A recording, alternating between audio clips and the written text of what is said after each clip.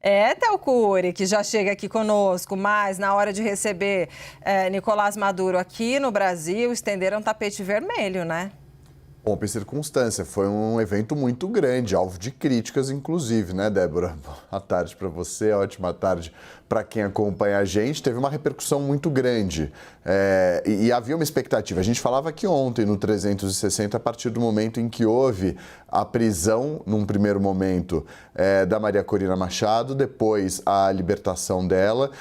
Obviamente isso aconteceu depois que a gente conversou, mas havia uma expectativa muito grande. A gente falava aqui justamente sobre essa possibilidade de o governo, se manteria ou não a ida da embaixadora Glivânia Oliveira para a posse do Nicolás Maduro. A gente fala da ida, ela já está obviamente em Caracas, ela é a representante do Brasil no país, na Venezuela, mas sobre a possibilidade de ela ir ou não para a posse. Isso foi mantido, o próprio Celso Amorim, em entrevista à CNN, disse que era um rito diplomático, né? Ele falou que o Brasil cumpre o ritual diplomático de relação entre os estados. O Brasil não reconheceu o resultado eleitoral, cobrou as atas que não foram divulgadas pelo governo de Nicolás Maduro, atestando a vitória dele como ele defende. Não houve essa divulgação. O Brasil trabalhou junto com outros países, como a Colômbia e o México, para trazer, de fato, por meio do diálogo, a divulgação dessas atas, naquela toada de quem não deve, não teme. Então, distribua as atas, divulgue as atas. Isso não aconteceu. No meio do caminho, houve muito desgaste na relação entre os países, a ponto de o Nicolás Maduro mandar o presidente Lula tomar um chá de camomila para se acalmar em relação aos comentários que vinham sendo feitos pelo governo brasileiro naquele período pré-eleitoral. Aquilo teve um peso também muito grande para esse estremecimento das relações, em um momento que o Brasil tentava ali, de maneira diplomática, por meio do diálogo, que é uma das principais bandeiras da diplomacia brasileira, independentemente do presidente da República, há décadas, e não surtiu efeito, não teve impacto.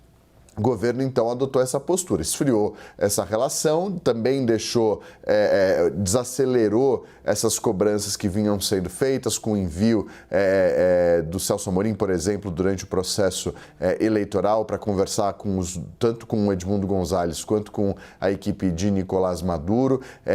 Durante as reuniões que também teve, houve uma desaceleração dessas reuniões entre os presidentes da Colômbia, do Brasil e do México, e agora esse novo desdobramento que foi o ápice dessa tensão na Venezuela que a gente acompanha ao longo desse tempo. Obviamente, a manutenção da ida da embaixadora para esse evento vai gerar críticas da oposição, e isso vem sendo utilizado politicamente, vem sendo usado politicamente isso, como a gente viu as duas manifestações que a gente acompanhou agora, tanto do Ciro Nogueira quanto do Jacques Wagner. É um assunto que sempre vai gerar uma comoção de ambos os lados. Fato é que o governo brasileiro adotou uma postura e era esperado dele, da oposição, obviamente, na avaliação da oposição, um comportamento, uma postura mais dura, ainda mais dura do que foi com relação à Venezuela.